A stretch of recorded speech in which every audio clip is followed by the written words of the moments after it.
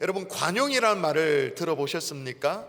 관용이라는 말 다 들어보셨죠? 그런데 그 말이 기원이 그렇게 오래된 말이 아닙니다. 관용이라는 말이 tolerance라서 영어로 그렇게 되어 있습니다만은 똑같은 스펠링의 불어로는 tolerance라는 그 말에서 유래가 되어졌죠. 1517년 종교개혁이 있었습니다. 우리는 종교개혁이 참 의미 있고 감사한 일입니다만은 또한 역사적인 의미로 따져보면 구교와 신교 간에, 종교 간에 아주 심각한 갈등이 있었습니다. 또 종교 전쟁이 있기도 하고, 그런 갈등들이 이제 어느 정도 다 해소되어지고 나서 16세기에 생겨난 신조어가 그게 관용입니다. 16세기니까 오래된 말이 아니죠. 여러분, 실제적으로 관용이 어떤 의미인지 확 와닿는 역사적인 예를 말씀을 드리면, 몇 주 전에 우리가 몽골 테르지에 관리 선교사 파송도 금요일로 하고 했었는데, 여러분, 우리는 몽골 그러면 세계에서 가장 넓은 영토를 차지한 그런 제국이었잖아요. 징기스칸을 놓칠 수 없습니다. 빠뜨릴 수가 없죠. 징기스칸, 그에게 이런 일화가 있었어요. 징기스칸이 몽골 왕족의 후예로 태어나긴 했습니다만 그가 9살 되던 해에 아버지가 독살로 세상을 떠나 죽습니다. 그 이후에 아버지가 없으니까, 그럴이 없으니까 얼마나 고통을 많이 겪었어요. 정말 고생을 하면서 먹을 것이 없어서 쥐를 잡아먹고 뭐 그러면서 연명하며 살았습니다.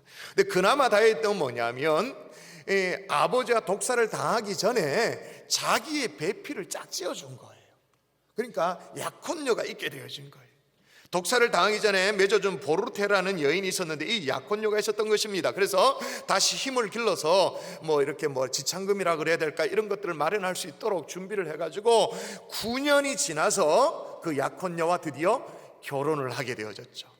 신혼의 단꿈에 정말 빠져들어 있었습니다. 그런데 그것도 길게 가지를 못했습니다. 인근에 메르키트라는 부족이 있는데 이 부족이 급습을 해와가지고, 그 당시에는 뭐 약육강식의 그런 시대 아니겠습니까? 급습을 해서 자기 아내를 납치해 간 거예요. 사랑하는 아내가 빼앗기니까 밤잠을 못 자고 괴로워하다가 아주 칼을 갑니다. 9개월 동안 칼을 갈고 준비를 해가지고는 다시 급습을 해서 그 아내를 구출해 냅니다. 이걸 또 성공을 해요. 근데 아내를 구출해내니까 이게 웬일이에요? 아내 배가 만삭이야. 무슨 일이 있었던 거죠? 여러분이 상상하는 그 일, 그거 있었던 거예요. 그러니까 적장의 아이를 아내가 베게 된 거예요. 그리고 얼마 아니니까 이제 출산을 하게 된 거예요. 처음에는 아내와 그 태어난 아기를 동시에 죽이려고 마음을 먹었어요, 징기스칸이. 그런데 이 징기스칸의 어머니가 참 지혜로웠던 것 같아요. 어머니가 아들에게 이렇게 조언을 합니다.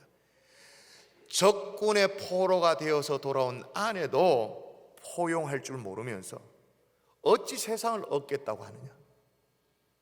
어찌 세상을 얻겠다고 하느냐? 가만히 생각을 해보니까 포로된 아내, 그것도 아내가 뭘 잘못한 게 아니에요. 태어난 아기도 뭘 잘못한 게 아니야. 굳이 책임이 있다면 누구 책임이에요? 힘이 없었던 자기 자신, 아내를 지키지 못했던 자기 자신이 문제가 있는 거지.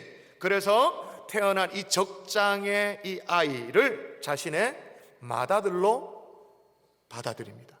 그리고 이름을 주치라고 이름을 짓는데 몽골 말로 뜻이 뭐냐?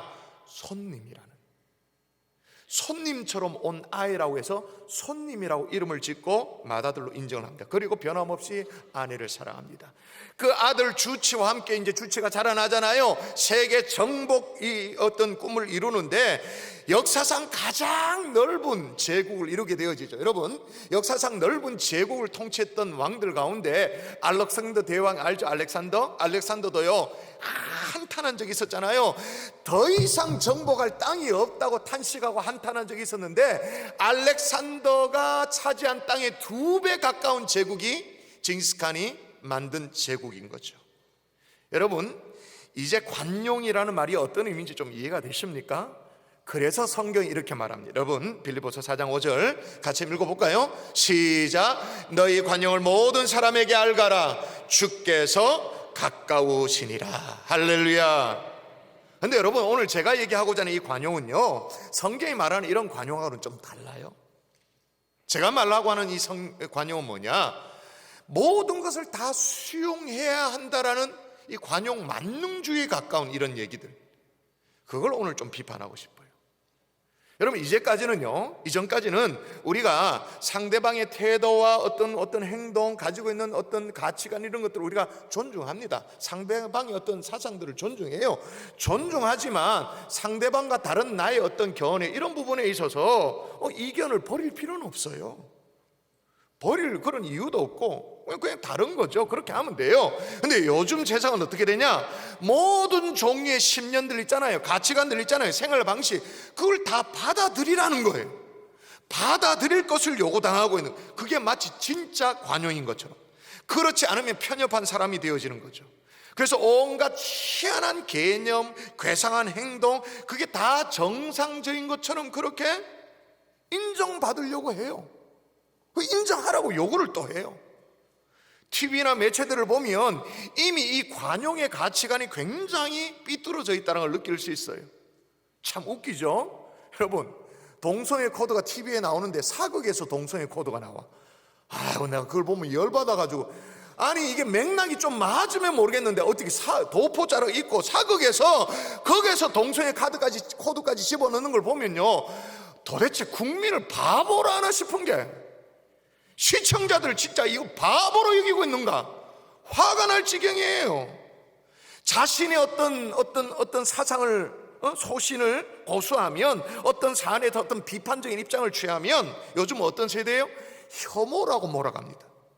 확고한 소신을 가지고 있는 신앙을 가지고 광신도다 그렇게 매도합니다. 2000년 교회 역사 쭉 내려왔던 기독교 신앙, 기독교의 윤리, 이런 것들을 얘기하면 차별을 조장한다 그렇게 말합니다.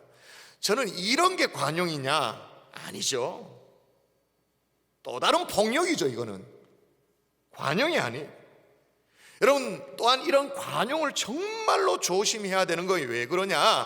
오늘 본문에 보니까 두아디라 교회가 정확한 그 예가 되어지거든요. 자, 두아디라 교회 이 관용에 대해서 얼마나 경계해야 되는지, 우리에게 어떤 메시지를 보여주는지 먼저 두아디라 편 한번 영상으로 보도록 하겠습니다.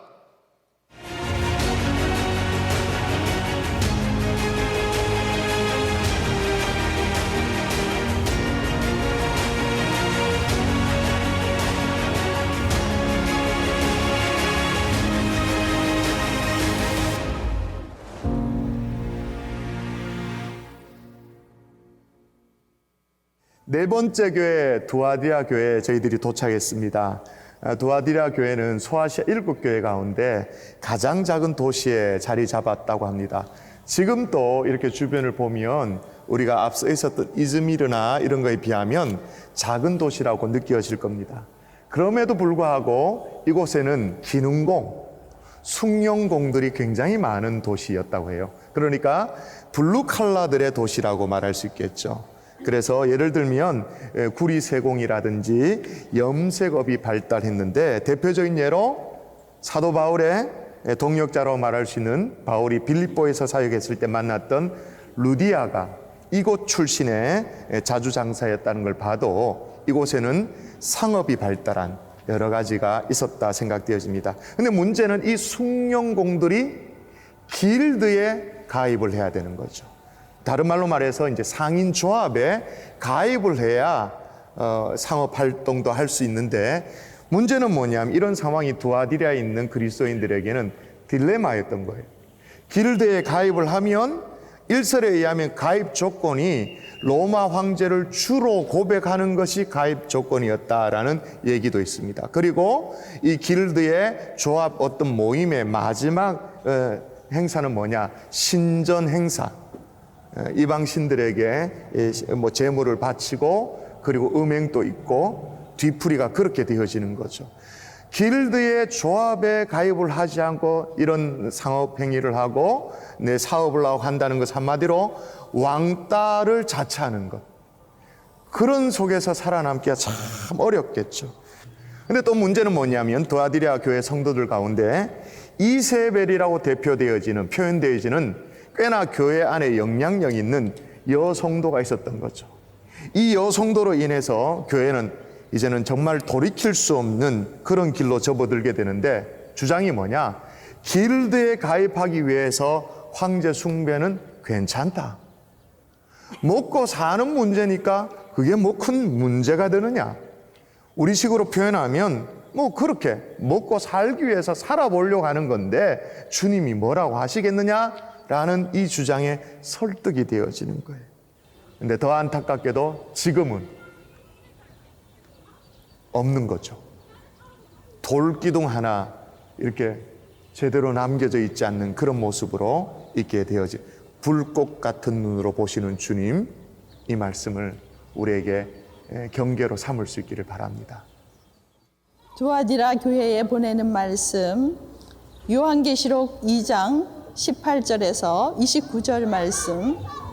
두아디라 교회의 사자에게 편지하라. 그 눈이 불꽃 같고 그 발이 빛난 주석과 같은 하나님의 아들이 이르시되, 내가 내 사업과 사랑과 믿음과 섬김과 인내를 아노니 내 나중 행위가 처음 것보다 많도다. 그러나 내게 책망할 일이 있노라. 자칭 선지자라 하는 여자 이세벨을 내가 용납함이니 그가 내 종들을 가르쳐 꾀어 행음하게 하고 우상의 제물을 먹게 하는도다. 또 내가 그에게 회개할 기회를 주었으되 자기의 음행을 회개하고자 아니하는도다. 볼지어다 내가 그를 침상에 던질 터이요 또 그와 더불어 간음하는 자들도 만일 그의 행위를 회개하지 아니하면 큰 환난 가운데 던지고, 또 내가 사망으로 그의 자녀를 죽이리니 모든 교회가 나는 사람의 뜻과 마음을 살피는 자인 줄 알지라. 내가 너희 각 사람의 행위대로 갚아주리라. 두아디라에 남아있어 이 교훈을 받지 아니하고 소위 사단의 깊은 것을 알지 못하는 너희에게 말하노니 다른 짐으로 너희에게 지울 것은 없노라. 다만 너희에게 있는 것을 내가 올 때까지 굳게 잡으라. 이기는 자와 끝까지 내 일을 지키는 그에게 만국을 다스리는 권세를 주리니 그가 철장을 가지고 그들을 다스려 질그릇 깨뜨리는 것 같이 하리라. 나도 내 아버지께 받은 것이 그러하니라. 내가 또 그에게 새벽별을 주리라. 귀 있는 자는 성령이 교회들에게 하시는 말씀을 들을지어다. 아멘. 아멘. 그럼 두아디라 교회가 참으로 잘하는 일들도 많이 있었습니다. 근데 그 다음에 보면 엄청난 경고의 메시지를 받게 되어지는데 이게 엄청나요? 22절에 보면 내가 그를 침상에 더 던져보니다 그렇게 말합니다. 볼지어다 내가 그를 침상에 던질 터이요. 23절에 보니까 또 내가 사망으로 그의 자녀를 죽이리니 자식을 죽이겠다고 경고합니다. 무시무시하죠? 그리고 내가 너희 각 사람의 행위대로 갚아주리라 그렇게 말합니다. 이 어마어마한 경고의 메시지를 왜 두아디라에 보냈는가? 그 이유가 뭔가 20절에 딱 걸려있어요. 20절에 이게 딱 중요해요. 20절 같이 읽습니다. 시작. 그러나 내게 책망할 일이 있노라. 자칭 선지자라는 여자 이세벨을 내게 용납. 여기까지. 자칭 선지자라는 여자 이세벨, 이게 어떤 의미인지 나중에 살펴보기로 하고, 이세벨을 어떻게 했다고? 네가 용납함이니. 편하게 받아준 거예요. 그냥 좀 여지를 이렇게 열어준 거예요. 이게 화근이 된 거죠. 자, 그럼 다시 돌아가서 관용이 그 뭐 그리 문제냐는 거죠. 뭐 그렇게 무시무시한 이런 경고의 메시지를 쏟아부을 정도로 관용이 뭐 그렇게 문제가 되냐? 자, 따라할까요? 관용에는 함정이 있다. 여러분, 관용에는 함정이 있는 거예요. 처음에는 용납하는 정도였습니다. 여러분, 솔직히 지난주에 살펴본 버가모 교회도 보면 그 버가모 교회에 비하면요, 두아디라 이건 아무것도 아니죠. 버가모 교회는 훨씬 더 심각했어요. 자, 보세요. 제가 읽어볼게요. 그러나 내게 두어 가지 책망할 것이 날, 즉 버가모 교회에 책망할 것이 있다고 말하는데, 거기 내게 발람의 교훈을 지키는 자들이 있도다. 지키는, 아예 지켜버리는 자들이 있다 그 말입니다. 근데 영어로 제가 같이 적어놨죠. 홀드라고 되어 있어요. 이게 뭐예요? 그 신념을 꽉 붙들었다 그 말인 거예요. 발람의 교훈뿐만 아니라 니골라도 마찬가지예요. 이와 같이 내게도 니골라당의 교훈을 지키는 자들이 있다. 홀드하는 사람이 있다 그 말인 거예요. 근데 두아디라 교회는 그 정도는 아니었거든요. 두아디라 교회는요, 그저 이세벨을 용납하는 정도, 그냥 이렇게 받아준 정도. 조금 이렇게 여지를 열어준 정도, 얼마나 신사적이에요. 얼마나 교양이 있어요. 얼마나 너그럽나요? 표현력 있잖아, 포용력이. 그렇죠? 그런데 여기 함정이 있죠. 자, 보세요. 자칭 선지자를 하는 여자 이세벨을 내가 용납함이니, 그 다음에 어떻게 했다고요? 그가 내 종들을 가르쳐 꾀어 어떻게? 행음하게 하고 우상의 제물을 먹게 하는도다. 아니, 상대를 용납해 줬더니 문을 살짝 열고 들어와 가지고 어떻게 했다고요? 가르쳤대요. 그 다음에 어떻게 꾀했대요. 그 다음에는 어떻게 행음했대요. 또 그 다음에는 우상의 제물을 먹게 했다. 이게 함정인 거죠. 용납한 이후에 슬쩍 뭘 가르치려고 했어요. 근데 뭘 가르쳤냐 하면 앞서 영상에도 나옵니다마는 두아디라 이 지역은 지금도 그렇습니다만 정말 작은 도시예요. 작은, 힘이 없어요. 두아디라 인근에 있는 버가모와 사대에 비해서는 굉장히 작은, 그러나 버가모와 사대를 연결하는 교통의 요지였어요. 교통의 요지라는 말은 두 가지 의미가 있습니다. 첫 번째는 교통이 요지다, 사람이 많이 오간다. 그 말은 뭐예요? 장사 잘 된다 그 말이에요. 상업이 발전했다 그 말인 거죠. 워낙 상업이 발전했기 때문에 자본가들이 등장합니다. 자본이 축적되어지죠. 그래서 축적된 그 자본을 가지고 이 고향 땅 두아디라를 떠나서 그 자본을 가지고 유럽으로 뻗어나간 사람들이 있었잖아요. 대표적인 예가 여성 사업가 누구예요? 루디아가 있었죠. 바울의 선교 여행 가운데 만났습니다. 건너와서 우리를 도우라는 환상을 듣고 건너가 봤더니 하나님의 플랜 B가 작동되어져서 가봤더니 하나님께서 루디아를 예비해 놨죠. 자, 한번 읽어볼게요. 제가 읽습니다. 두아디라 시에 있는 자색 옷감 장사로서 하나님의 섬기는 루디아라 하는 한 여자가 말을 듣고 있을 때 주께서 그 마음을 열어 바울의 말을 따르게 하신지라. 그러니까 빌립보까지 가서 장사를 하고 있는 루디의 마음을 하나님이 열어놓은 거예요. 그래서 자기 집도 오픈하고 교회가 탄생되어지죠. 최초의 유럽교회 빌립보 교회가 탄생되어지게 된 것입니다. 어쨌든 간에 이 교통의 요지다 이 말은 상업이 발전할 수 있다. 또 하나의 특징이 뭐예요? 교통의 요지다, 군사적 요충지다 그 말인 거죠. 그런데 두아디라는 너무 힘이 없어요. 인구도 별로 안 돼요. 그러니까 잦은 전쟁에 시달렸죠. 그래서 이 사람들이 돈은 있어요, 자본은 있어요. 그러니까 자급자족의 의미로 대동단결하기 시작합니다. 살아남으려고, 자기 어떤 삶의 이렇게 베이스를 잘 지키려고 그렇게 합니다. 그래서 이 생업 단위로, 직업 단위로 세계 최초로 길드를 조직합니다. 이게 세계 최초예요. 두아디라가 최초예요. 뭐예요? 조합을 형성하는 거죠. 그러니까 뭐 양모 산업이면 양모 산업대로, 피역 가공이면 피역 가공대로, 또 염색업이면 염색업대로, 또 어떤 광산 이런 거 하면 또 광업대로, 그렇게 자기들끼리 자신의 이익을 지키기 위해 똘똘 뭉치는데 보호받기 위해서 길드라는 조합을 형성을 하는 거예요. 이제 근데 이 길드의 힘이 점점 세지는 거예요. 그래서 어떻게 되냐? 이 길드에 소속되지 않으면 두아디라에서 밥비로 못 먹어. 어디서 좌판 하나를 깔라 그래도 길드의 조합이 안 되면, 이 가입이 안 되면 할 수가 없는 거예요. 이게 두아디라 지역에 살고 있는 그리스도인들에게 딜레마였겠죠. 왜요? 그 길드의 조합 조건 중에 하나가 황제 숭배를 선언해야 되니까. 왜냐? 두아디라 아까도 얘기했지만 시가 작다 그랬잖아요. 조그만 약하다 그랬잖아요. 그러니까 그 당시에 로마에 어떻게든 협조를 해야 돼요. 로마 눈치를 봐야 돼요. 로마로부터 보호를 받아야 돼요. 그리고 길드 조직도 보호를 받아야 되니까 로마에 맞춰야 되는 거예요. 그러니까 황제 숭배는 당연하죠. 그리고 이 길드는요, 힘들이 있어가지고 자기들 나름대로 회관이 있었습니다. 나름대로 회관에 모여서 일주일에 한 번 정도 회합을 하고 그 다음에 연회를 엽니다. 연회, 그러니까 파티가 열려지는데 이 파티는 당연히 우상 숭배와 연결되어 있습니다. 그래서 우상 신전에 바쳐뒀던 고기를 꺼내서 먹기도 하고 또 바치기도 하고. 그건 당연히 연회니까 뭐가 있었을까요? 술잔치지, 술 파티지. 그러면 그 술 파티가 끝나고 나면 그 다음 뭐로 연결됐을까요? 2차 3차 넘어가면 뭐가 있었을까요? 섹스 파티가 있죠. 음행이 있죠. 가만히 보니까 이거 진짜 익숙한 모습이다, 그죠? 요즘은 좀 나아졌다 하지만 회사의 회식 자리 아닙니까? 화려한 어떤 접대 문화, 그죠? 거래처 사람들과의 어떤 인간관계 유지, 사업관계 유지 위해서 그렇게 하는 그건 뭐 비슷한 그런 모습, 예나 지금이나 비슷했던 것 같아요. 그런데 이런 직업별 이 길드 조직은 경제활동뿐만 아니라 정치, 사회, 종교, 문화 전반에 막강한 영향력을 행사하고 있었던 거예요. 상황이 이런데 말이에요. 이세벨이라는 여자가 떡 나오는 거예요. 자칭 여선지자라고 말하는. 길드에 가입해도 괜찮다라는 거예요. 길드에 가입하기 위해서 황제 숭배 괜찮다라는 거예요. 우상의 재물 먹어도 괜찮다라는 거예요.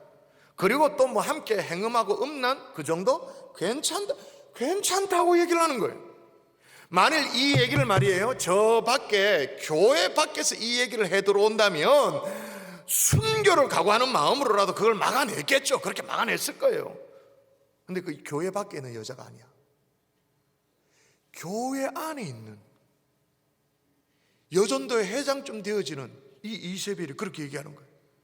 꽤나 영향력이 있었던 것 같아요. 왜냐하면 자칭 선지자라 일컬어지는 여자라고 하니까 뭔가 힘이 좀 있었던 것 같아요.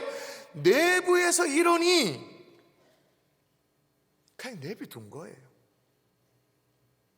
이렇게 뭐 힘드니까 쓱 용납한 거예요. 관용한 거예요. 안면 바치잖아요. 어떻게 얘기하려니.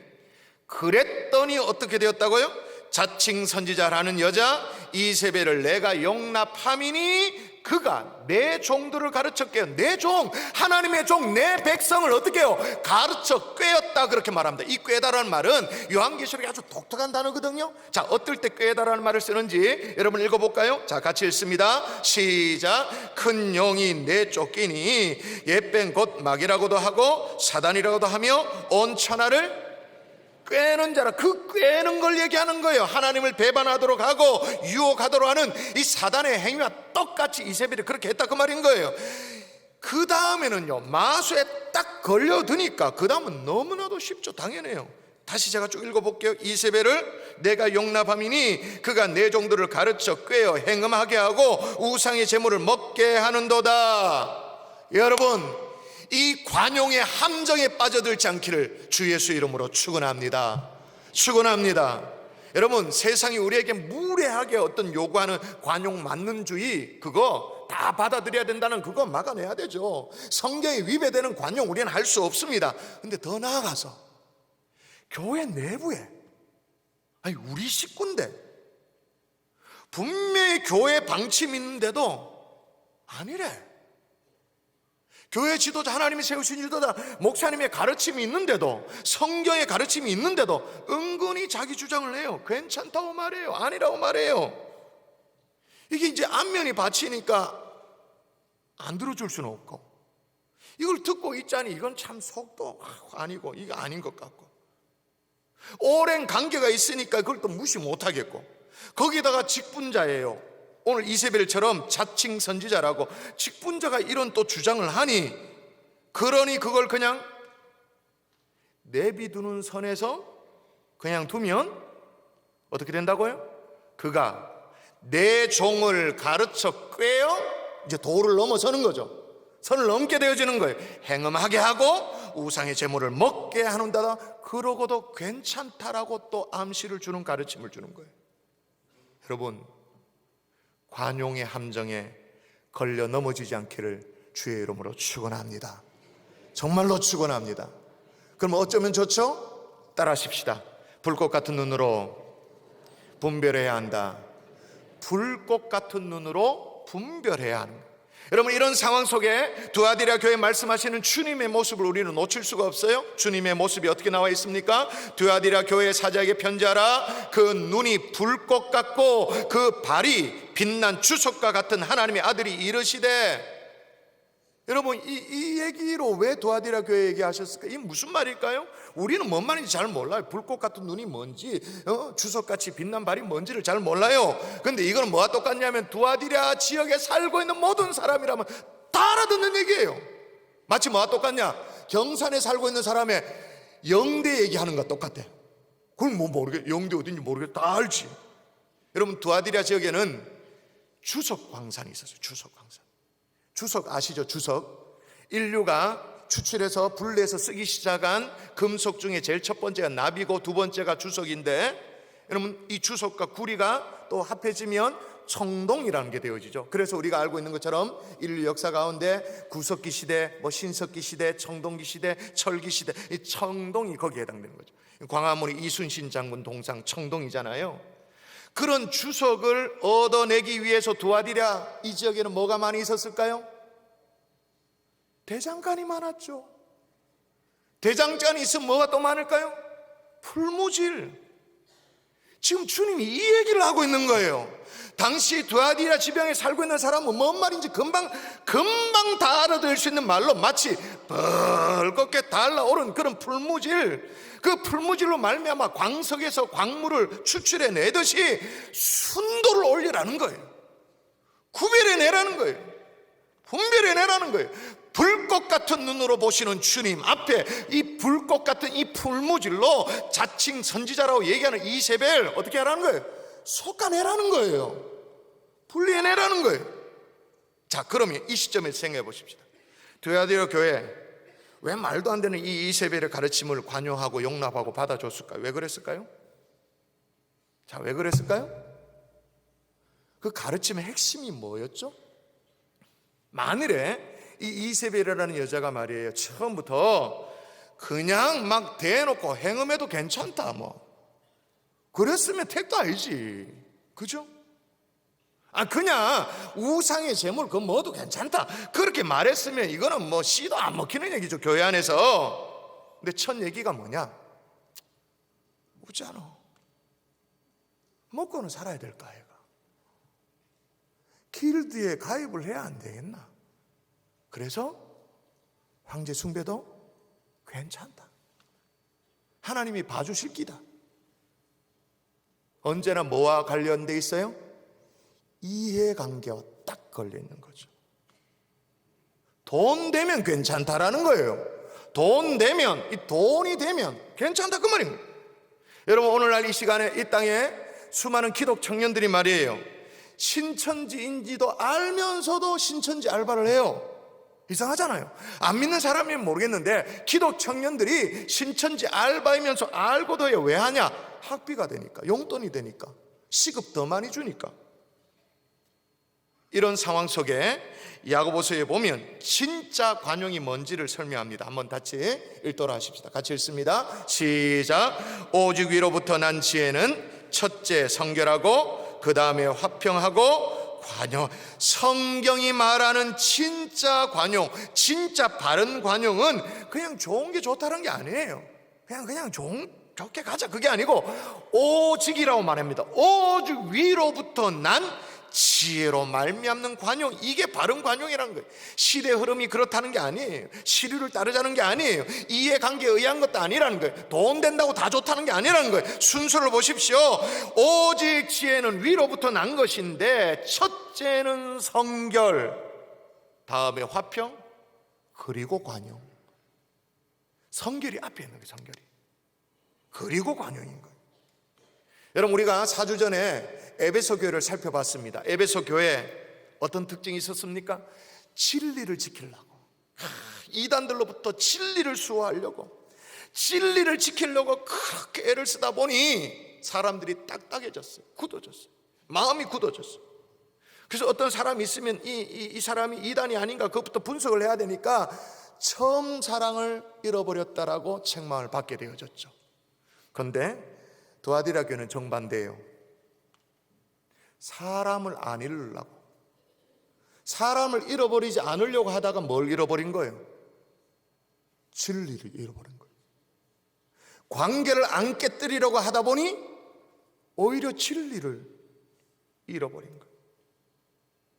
말씀의 결론을 맺으십시다. 이렇게 먹고 사는 문제 때문에 참 어려움에 빠져 있었던 이 두아디라 교회, 불꽃 같은 눈으로 보신다는 이 주님이 뭐라고 말씀하셨는지 이거는 정말 살펴야 돼요. 여러분 읽습니다. 같이 읽습니다. 시작.